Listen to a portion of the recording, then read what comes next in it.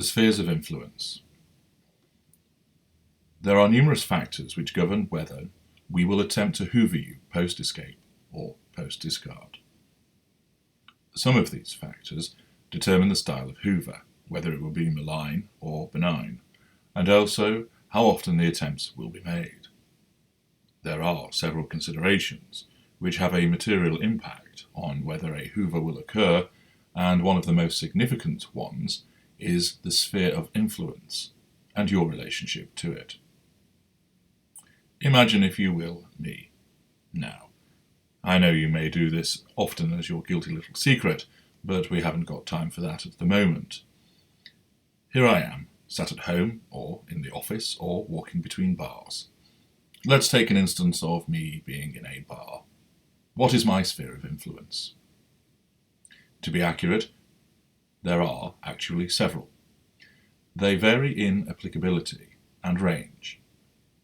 The first is the physically proximate sphere, namely those who are within earshot.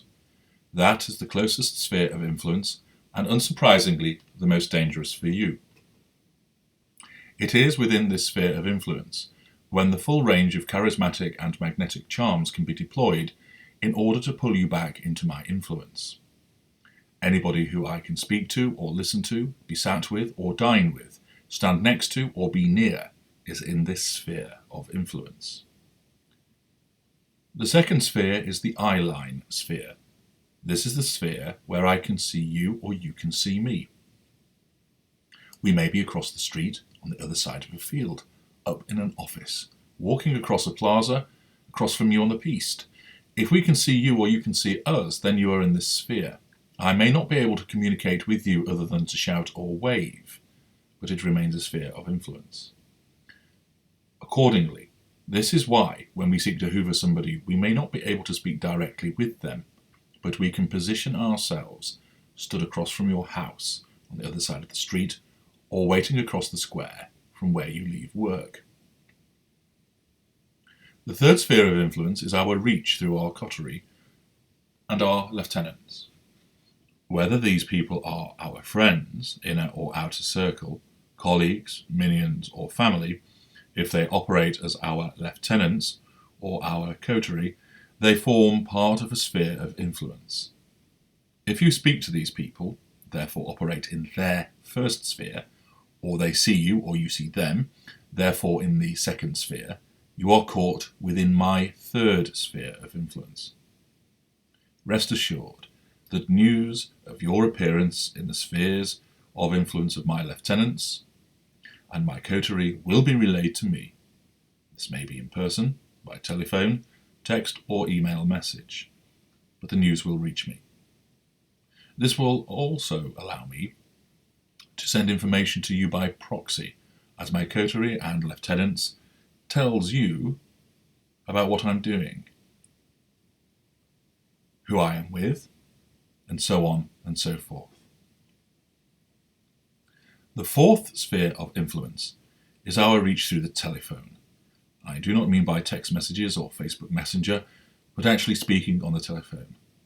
Whilst we may be thousands of miles from you, unseen and not physically proximate at all, the fact you are speaking to us allows us to extend our reach in an effective way through the use of the telephone.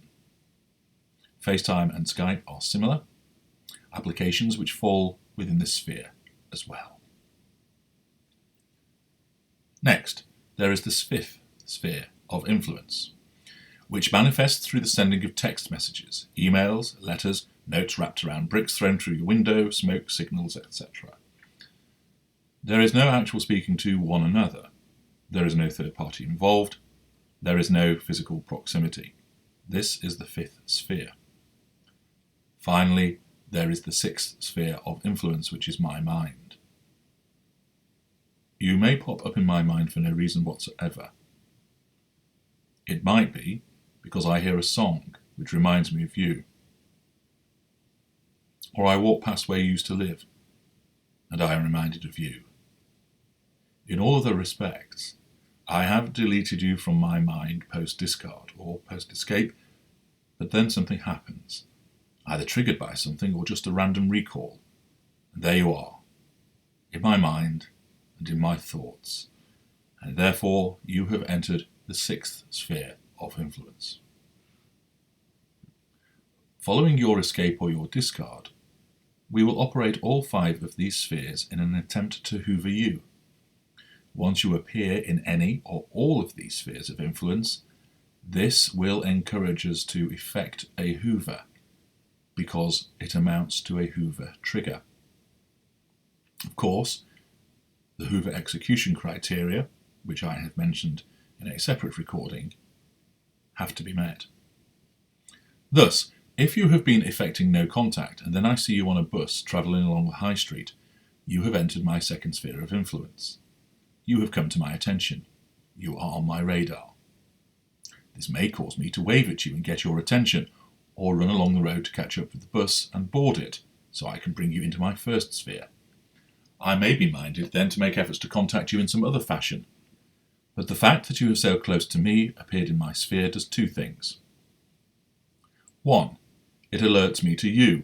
I may have been distracted with other sources of fuel, but you entering my sphere of influence causes a Hoover trigger, which means that there is the potential for me to effect a Hoover against you. 2. It awakens the mixture in you, which is that addictive quality that we imbue in you through our nefarious seduction of you, which then causes various memories to awaken inside of you, thoughts and feelings which make you vulnerable to our overtures once again. Thus, we will then look to hoover you.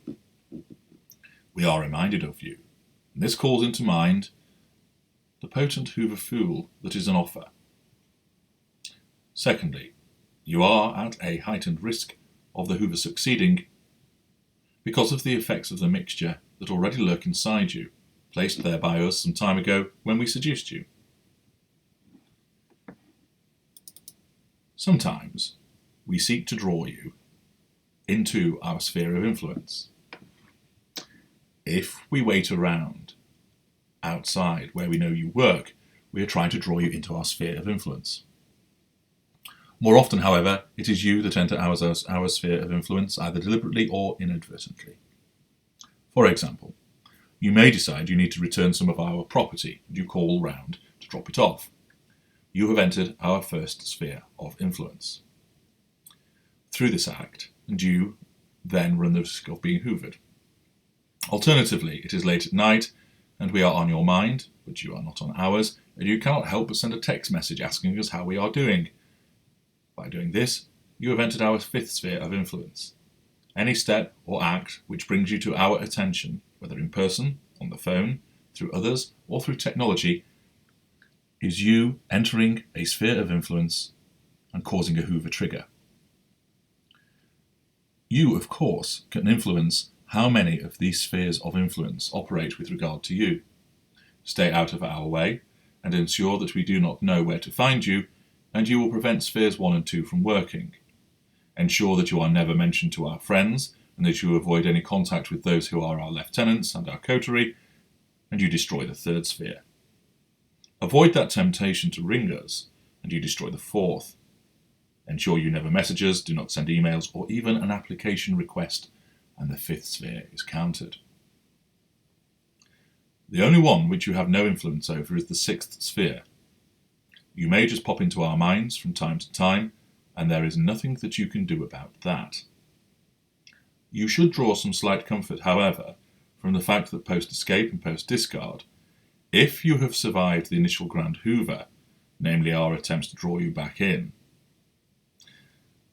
then you will not pop into our minds that often. We will have eradicated you from our mind and be focusing on alternative sources of fuel. There remains a risk of a Hoover, that is why we can never be said to truly go away, because of this sixth sphere of influence, but the risk is considerably reduced. Liken the spheres to zones, which if you stay out of, you do not alert us to your presence, and do not activate the mixture inside yourself. Step inside one, and you trigger the risk of a Hoover being effected for the reasons outlined above. Your aim is to ensure that you will remain free of post-discard and post-escape Hoovers, is to know that these spheres of influence exist and to stay away from them. Of course, we make it harder than you think to do so, but that is a different matter for discussion.